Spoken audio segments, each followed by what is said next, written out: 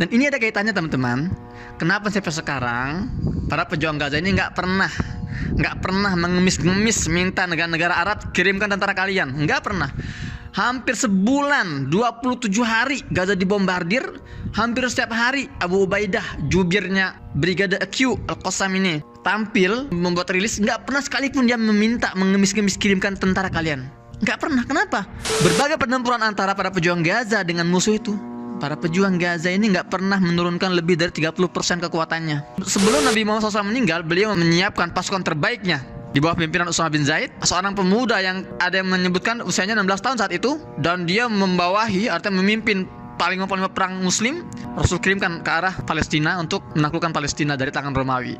Karena Nabi Muhammad SAW tahu bahwa kita mau ekspansi, kita mau membebaskan dunia, kita bebaskan dulu Palestina.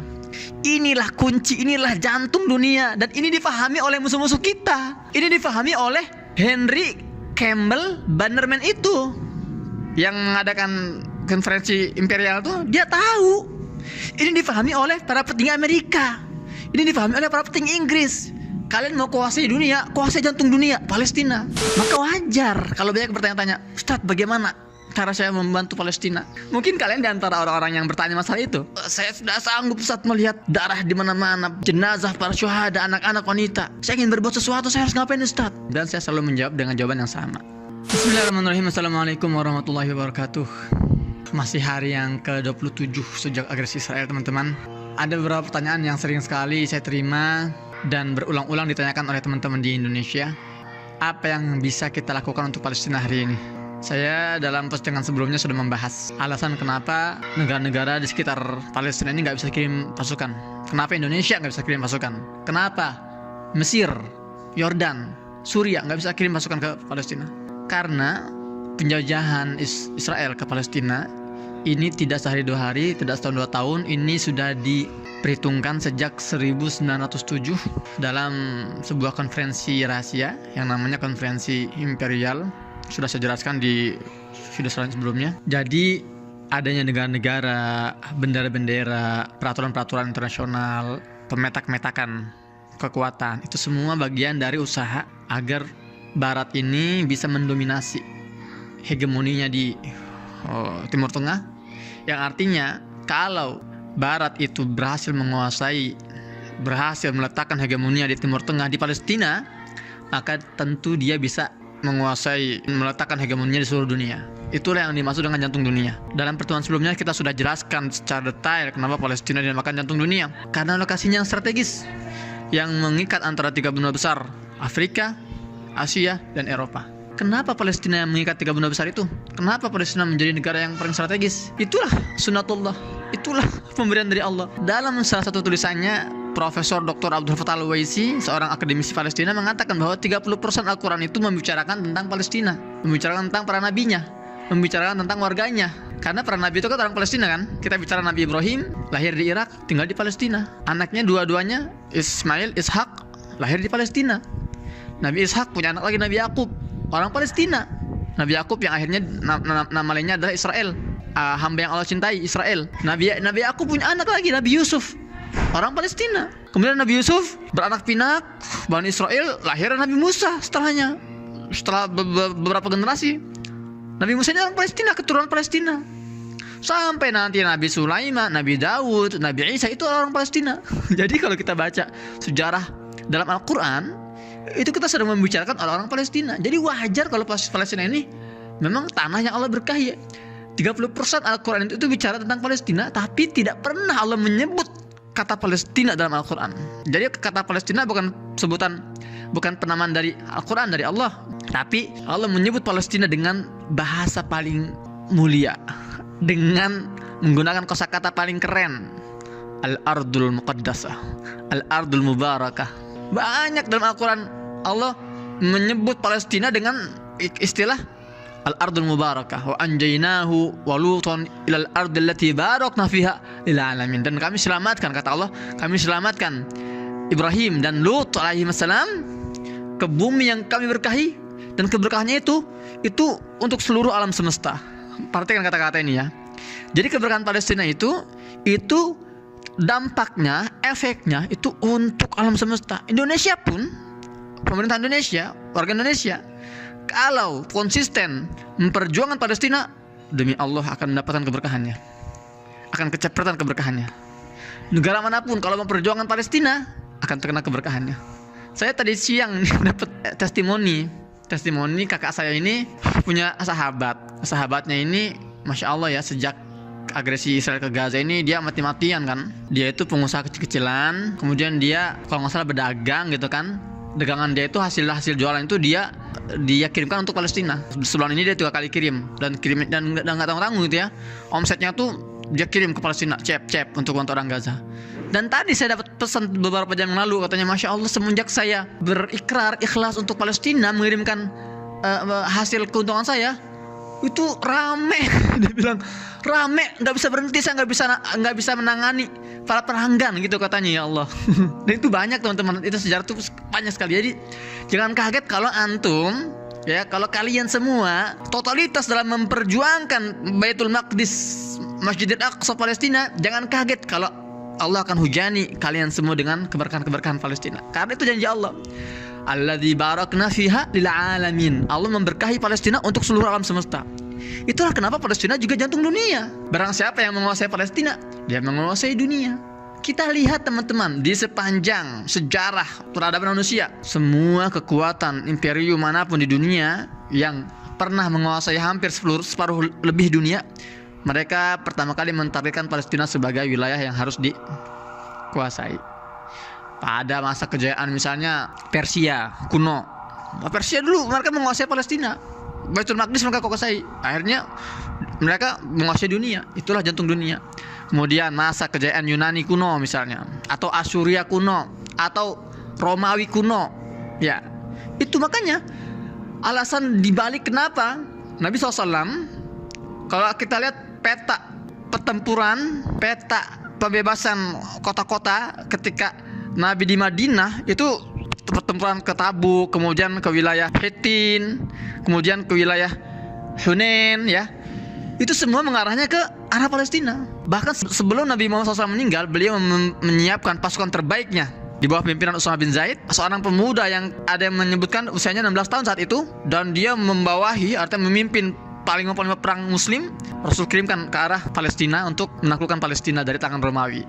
Karena Nabi Muhammad SAW tahu bahwa kita mau ekspansi, kita mau membebaskan dunia, kita bebaskan dulu Palestina. Inilah kunci, inilah jantung dunia, dan ini difahami oleh musuh-musuh kita. Ini difahami oleh Henry Campbell Bannerman itu yang mengadakan konferensi imperial tuh, dia tahu. Ini difahami oleh para petinggi Amerika. Ini difahami oleh para petinggi Inggris. Kalian mau kuasai dunia, kuasai jantung dunia, Palestina. Ini yang sekarang sedang diperjuangkan, ini Palestina teman-teman. Makanya Allah menyebut Palestina dengan nama paling mulia dalam surat Al-Isra. A'udzubillahi minasyaitonirrajim. Bismillahirrahmanirrahim. Subhanalladzi asra bi'abdihi laila minal masjidil harami ilal masjidil aqsa alladzi barakna haulahu. Alladzi barakna haulahu. Pertama yang surat sebelumnya al-barakna fi alamin, Allah memberkahi Palestina untuk seluruh alam. Dan dalam surat Al-Isra, tanah yang diberkahi sekitar Palestina. Itulah kenapa Palestina ini, ya suka tidak suka, dia akan selalu menjadi pusat perhatian dunia, pusat konflik dunia, karena ini adalah jantung dunia. Dan kita hari ini harus bersyukur teman-teman, karena kita hidup di masa-masa kita bisa memiliki peluang untuk memperjuangkan jantung dunia, Palestina, negeri para nabi. Masya Allah. Maka wajar kalau banyak bertanya-tanya, Ustadz bagaimana cara saya membantu Palestina? Banyak sekali kan? Mungkin kalian di antara orang-orang yang bertanya masalah itu, saya sudah sanggup Ustadz melihat darah di mana-mana, jenazah para syuhada, anak-anak, wanita. Saya ingin berbuat sesuatu, saya harus ngapain Ustadz? Saya sering banget ditanya pertanyaan ini di berbagai forum, dan saya selalu menjawab dengan jawaban yang sama. Saya menjawab bukan dengan ro'yu saya, bukan dengan opini saya. Ya oke lah, saya bisa berfilosofi, saya bisa mengelaborasi apa yang dibutuhkan, saya bisa berbicara tentang hal-hal yang ya bisa membantu Palestina, oke. Tapi saya selalu menjawab pertanyaan tersebut dengan sebuah pijakan yang sesuai. Saya selalu menjawab tidak dengan jawaban saya, tapi jawaban Nabi Muhammad SAW yang pernah ditanya dengan pertanyaan serupa 14 abad yang lalu. Jadi pertanyaan yang kalian tanyakan ini, Ustadz, kita harus ngapain untuk Palestina hari ini? itu sudah pernah ditanyakan 1400 tahun yang lalu kepada Nabi Muhammad SAW. Jadi itu bukan pertanyaan baru. Makanya saya di sini hanya menjadi penyambung lidah, penyambung lisan, penyambung pesan yang pernah disampaikan oleh Nabi SAW di depan para sahabat. Saya akan sampaikan kepada kalian dalam konten kali ini. Dan ini ada kaitannya teman-teman. Kenapa sampai sekarang para pejuang Gaza ini nggak pernah mengemis-ngemis minta negara-negara Arab kirimkan tentara kalian. Nggak pernah. Hampir sebulan, 27 hari Gaza dibombardir. Hampir setiap hari Abu Ubaidah, jubirnya Brigade Q Al-Qassam ini tampil membuat rilis. Nggak pernah sekalipun dia meminta mengemis-ngemis kirimkan tentara kalian. Nggak pernah. Kenapa? Karena para pejuang Gaza hari ini tidak butuh tentara. Bukan itu yang dibutuhkan. Apa yang dibutuhkan? Senada dengan jawaban Nabi SAW 14 abad yang lalu. Jadi mohon maaf teman-teman nih, kalau ada yang terlalu semangat, Ustaz, saya mau ke Gaza, Ustaz, saya mau angkat senjata, saya mau berjihad dengan senjata. Bro, sabar bro. Ada hal yang bisa lebih vital, yang bisa lebih strategis yang bisa Anda lakukan selain angkat senjata. Karena kabar gembiranya, Gaza ini berkali-kali masuk dalam berbagai pertempuran. Tahun 2008 pertempuran Al-Furqan 22 hari. Tahun 2012 pertempuran Hijratus Sijil 8 hari. Tahun 2014 pertempuran Al-Asul Ma'kul 50 hari. 2021 pertempuran Saiful Quds 17 hari. Berbagai pertempuran antara para pejuang Gaza dengan musuh itu. Para pejuang Gaza ini nggak pernah menurunkan lebih dari 30% kekuatannya. Jadi mereka belum menurunkan 100%. Termasuk pertempuran hari ini yang sudah masuk sebulan. Ini baru berapa persen yang diturunkan. Kapan mereka menurunkan 100%? Kalau para penjajah itu berani masuk secara masif jalur darat. Disitulah mereka akan turunkan 100%. Tapi selama ini kan serangan-serangan dari udara. Dem. Para pejuang nggak mungkin kan mati konyol keluar nembakin pesawat, nggak mungkin. Nah, tapi ketika mereka sudah mulai melakukan serangan darat, saat itulah para personil-personil perjuang ini mereka keluar. Tapi sekali lagi, 5 pertempuran terakhir belum pernah mereka keluarkan lebih dari 30% kekuatan mereka. Jadi tenang. Makanya itulah kenapa sekali lagi Abu Ubaidah belum pernah meminta mengemis-ngemis tentara-tentara dunia untuk masuk ke Gaza untuk membantu pertempuran. Nggak perlu, karena mereka masih bisa menghandle. Lantas apa yang dibutuhkan? Sudah disebutkan oleh Abu Ubaidah. Kalian cek aja lah, banyak tuh sumber-sumbernya. Termasuk kalian bisa masuk ke grup Telegram Gaza Media. Di situ ada tim Gaza Media yang memberitakan faktual dan aktual tentang perkembangan perjuangan di Gaza. Ini silakan bisa kalian scan barcode-nya di sini. Oke, saya akan beralih ke 14 abad yang lalu. Sepulangnya Nabi SAW dari Isra Mi'raj. Isra Mi'raj itu kan perjalanan malam hari dari Mekah ke Baitul Maqdis, ya. Dari Baitul Maqdis Rasulullah diterbangkan ke langit ke-7. Ke Sidratul Muntaha.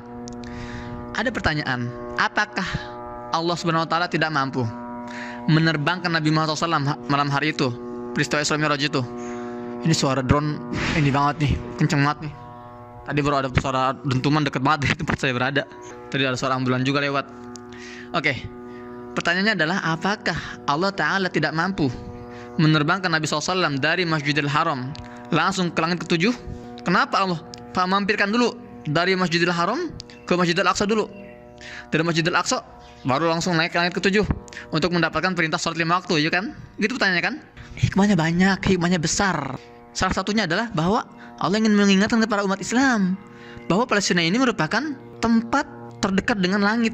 Nah, terdekat ini nggak masih jarak ya. Artinya apa? Amalan-amalan kalian kalau mau gampang diterima masuk ke langit, harus ada kaitan dengan Masjidil Aqsa. Ini bumi jihad, ini bumi perjuangan Palestina. Itu satu di antara banyak hikmah Isra Mi'raj mampir dari Masjidil Haram ke Masjidil Aqsa dulu. Pada peristiwa Isra Mi'raj itu Nabi SAW juga bertemu dengan para nabi, pernah mengadakan KTT, konferensi tingkat tinggi dengan para nabi, sholat berjamaah dengan seluruh nabi dan rasul, bertemu Nabi Adam, Nabi Isa, Nabi Musa, Nabi Ibrahim, bertemu dengan para nabi semua. Nabi Muhammad SAW yang saat itu di Amul Huzn, di tahun kesedihan, di mana istrinya meninggal, Khadijah wafat, kemudian pamannya Abu Talib juga Allah wafatkan, sedih. Akhirnya Allah bawa ke Masjidil Aqsa, dipertemukan dengan para pendahulunya untuk disalurkan energi perjuangan, energi kenabian, energi tongkat estafet, ya, kepemimpinan. Diserahkan. Nabi Muhammad SAW pulang dari Masjidil Aqsa kembali ke Mekah, ke Masjidil Haram, terbukalah wawasannya, terinstall ulang semangatnya, baterai perjuangannya full lagi nih, full charging nih Nabi SAW nih. Makanya sejak itu Nabi SAW mulai memfokuskan perhatiannya ke Baitul Maqdis. Banyak hadis-hadis diriwayatkan oleh Nabi SAW sejak Isra Mi'raj itu tentang Baitul Maqdis. Banyak sekali tentang keutamaan Baitul Maqdis, tentang akhir zaman di Baitul Maqdis, perjuangan di Baitul Maqdis. Banyak sekali. Selalu itu beliau kalau ngobrol itu bahas itu pasti dilempar ke Baitul Maqdis. Para sahabat itu dibawa untuk apa? Untuk mencintai Baitul Maqdis Palestina.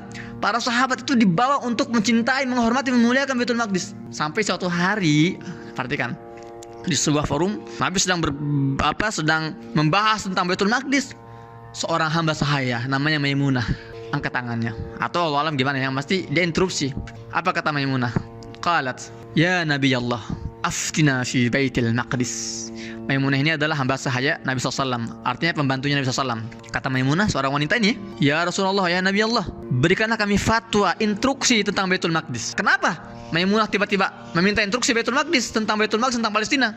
Nggak mungkin tiba-tiba gitu aja kan nanya, kita minta fatwa Baitul Maqdis. Enggak, karena saat itu topik yang lagi viral, lagi trending di kalangan para sahabat di Madinah hari itu tentang Baitul Maqdis, tentang keutamaan Baitul Maqdis, tentang keberkahan Baitul Maqdis. Makanya Maimunah ini akhirnya terpanggil untuk, ya Rasulullah, kami harus ngapain? Dan saat itu Baitul Maqdis kondisinya itu masih dijajah oleh Romawi. Ada sebagian saudara mengatakan oleh Persia, tapi yang lebih kuat itu oleh Romawi. Jadi pertanyaan Maimunah ini tidak muncul tiba-tiba, tapi ini adalah semacam akumulasi kerinduan dan semangat memperjuangkan Baitul Maqdis. Makanya akhirnya keluar kata-kata ini, pertanyaan ini, ya Rasulullah, kami harus ngapain terhadap Baitul Maqdis, terhadap Palestina? Apa kata Nabi SAW? Perhatikan ya. Nabi SAW sebelum menjawab pertanyaan atau memberikan fatwa, beliau selalu mengedukasi terlebih dahulu. Apa kata Nabi? Ardul mahsyar wal mansyar. Artinya Baitul Maqdis itu adalah padang mahsyar, tempat seluruh umat manusia ini akan dikumpulkan di akhir zaman. Ya, ada dua pendapat. Ada yang mengatakan dikumpulkan sebelum hari kiamat, ada yang mengatakan setelah hari kiamat. Kalau saya lebih meyakini ya yang roji itu setelah hari kiamat. Jadi hari kiamat semua akan dimatikan, seluruh makhluk, dan akan dibangkitkan kembali dan dikumpulkan di padang mahsyar. Di mana padang mahsyar itu? Itu adalah di Baitul Maqdis, di Palestina, dalam bentuk bumi yang baru. Ya, jadi itu keutamaan Baitul Maqdis. Jadi kalian suka nggak suka, bisa nggak bisa, nanti kalau kalian sudah meninggal semuanya, kalian akan dibangkitkan semua dan akan berjalan, akan dibawa oleh Allah Ta'ala ke Baitul Maqdis, padang mahsyar ini. Itu kata Nabi, Ardul mahsyar wal mansyar. Barulah Nabi SAW mengeluarkan fatwanya. Kata dia diminta instruksi, diminta fatwanya. Apa kata Rasulullah? Ituhu fasallu fi, fa inna salatan fi ka'alfi salatin fi masiwa. Datang kalian semua ke sana. Perhatikan ya. Yang nanya kan Maimunah sendirian, tapi jawabannya itu ditujukan kepada jamak. Ituhu, itu artinya ini waw jamak nih, perintah untuk jamak. Datang kalian semua ke Baitul Maqdis, sallu fihi, dan salatlah di sana. Sebagian ulama berpendapat ini ada yang janggal nih dari perintah ini. Datang dan salatlah di sana. Gimana Rasulullah? Kita datang ke Baitul Maqdis nih, yang sedang dikuasai oleh orang-orang Romawi, dijajah oleh Romawi. Saat itu Baitul Maqdis itu hari itu zaman Nabi itu sedang dijadikan tempat pembuangan sampah dan tempat penambatan kuda, stabel kuda pasukan Romawi. Jadi memang sengaja dihinakan Baitul Maqdis itu saat itu oleh penjajah Romawi. Sama kayak hari ini kan sedang dihinakan oleh Yahudi. Nah, para ulama ketika mentafsirkan hadis ini ada yang janggal, ini gimana kok datanglah dan sholat? Nggak mungkin kita datang ke sana terus tiba-tiba sholat, nggak mungkin kan? Nah, makanya mereka berpendapat bahwa ini ada memang pertanyaan yang disembunyikan untuk dijadikan puzzle agar kita berpikir. Ada perintah ketiga sebetulnya di antara datanglah dan sholat itu ada perintah lain. Maksudnya apa? Datang kalian semua ke Baitul Maqdis, bebaskan Baitul Maqdis dan sholatlah di sana. Jadi 3 langkahnya. Pertama, datang ke sana, bebaskan dulu Baitul Maqdis, setelah itu sholatlah di sana. Karena barang siapa sholat di Baitul Maqdis, di Masjidil Aqsa, itu pahalanya apa? Seperti 1000 sholat di masjid biasa. Kalian 2 rakaat subuh di Baitul Maqdis itu seolah-olah sholat 2000 rakaat di Istiqlal. Pengkor tuh kaki itu, sholat 2000 rakaat. Itu keutamaannya. Tapi jelas ya kata Rasulullah apa instruksinya? Datang kalian semua ke sana ke Baitul Maqdis, bebaskan Baitul Maqdis dan sholatlah di Baitul Maqdis. Karena barang siapa sholat di sana, pahalanya apa? 1000 kali sholat di masjid biasa. Maimunah saat itu belum puas dengan jawabannya, dibuat berpikir lagi. Apa kata Maimunah? Qalat, "Wa man lam yutiq an yatahammal ila ayati." Ya Rasulullah, bagaimana kalau kita belum mampu ya Rasulullah?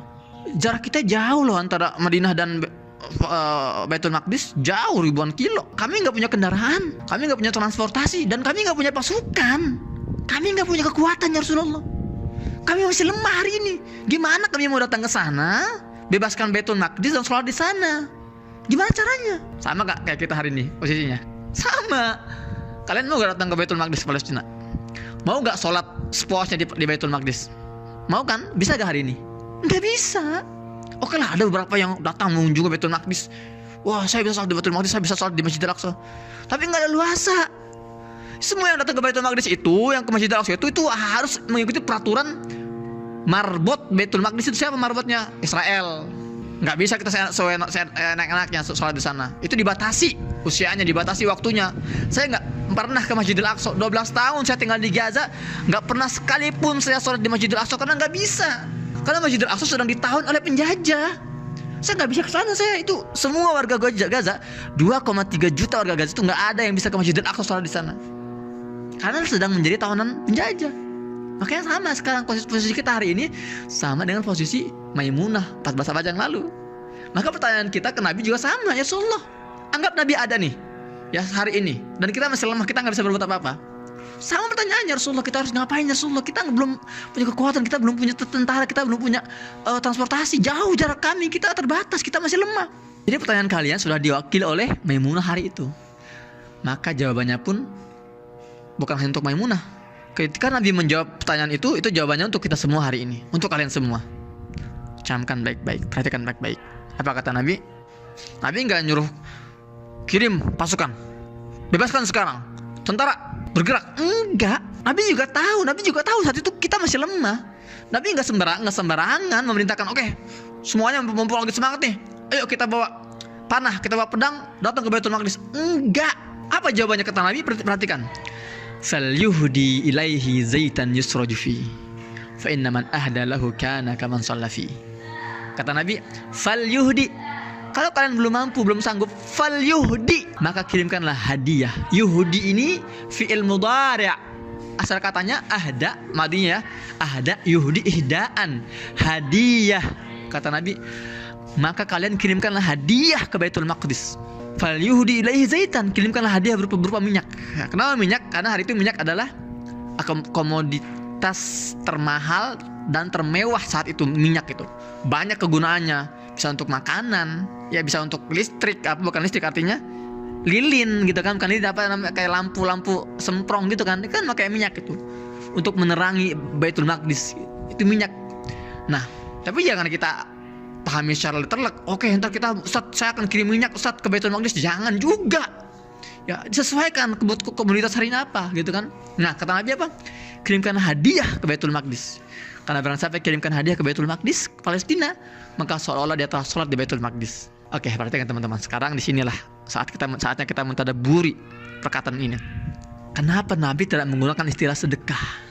Misalnya ketika Maimunah bertanya kan, bisa dia bilang, kirimkan sedekah. Kan sedekah itu kan bahasa Arab, sodakoh, tasoddaqo, tasoddaq. Bisa Nabi menggunakan istilah sedekah kan? Tapi enggak. Nabi menggunakan istilah hadiah karena ada pesan mendalam yang ingin disampaikan kepada kita. Beda antara sedekah dan hadiah, teman-teman.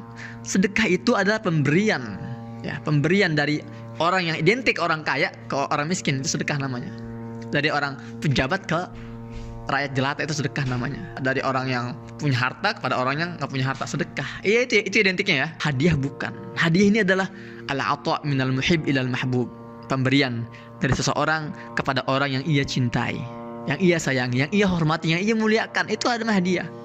Nggak mungkin kalian ya punya ya, ibu atau ayah gitu ya, di hari anniversary mereka, di hari pernikahan mereka, ayah, terimalah ini sedekah dari aku. Bisa dikutuk, dikeluarin dari kakak, kartu keluarga ente kalau gitu. Ya, tapi pemberian kita kepada ayah kita, kepada ibu kita namanya hadiah. Mama, ini hadiah buat mama. Papa, ini hadiah buat papa. Kenapa? Karena kita menghormati orang tua kita, karena kita mencintai mereka, karena kita memuliakan mereka. Maka ketika Nabi menggunakan istilah kirimkanlah hadiah ke Baitul Maqdis, itu ada makna yang mendalam. Artinya apa? Wahai umat Islam, jangan kalian sekali-kali memperlakukan warga Palestina, warga Baitul Maqdis sebagai orang-orang fakir, orang-orang membutuhkan yang meminta-minta sedekah kalian. Jangan kalian pandang rendah mereka, orang-orang yang membutuhkan materi kalian. Jangan. Tapi anggaplah mereka, pandang mereka, perlakukan mereka sebagai orang-orang yang kalian cintai. yang kalian hormati, yang kalian muliakan.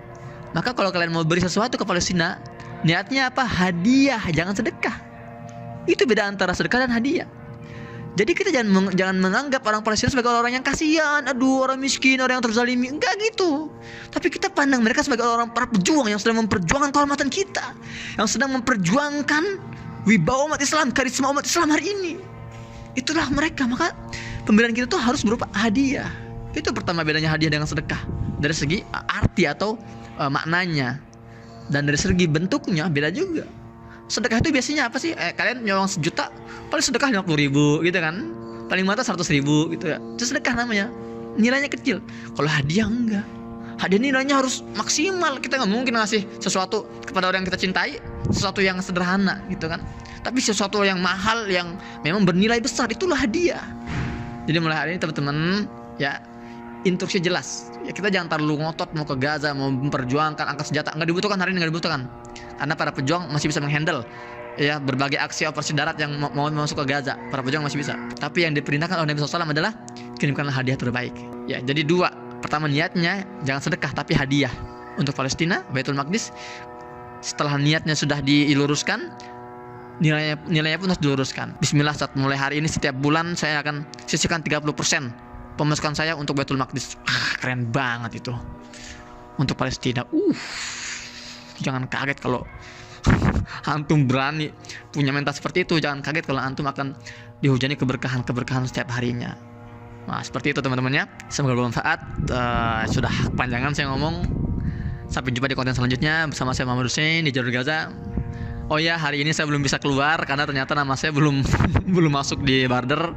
Semoga hari Sabtu besok nih. Ini saya ngetek ini hari Jumat ya, Jumat. Semoga besok hari Sabtu saya bisa keluar ya. Saya dan istri dan keluarga ya, mohon doanya. Dan bagi teman-teman sekali lagi ya, kalau mau pantau berita Palestina bisa lewat Telegram ya, di scan aja nih barcode ini. Bersama saya Muhammad Hussein. Sampai jumpa di konten selanjutnya. Assalamualaikum warahmatullahi wabarakatuh.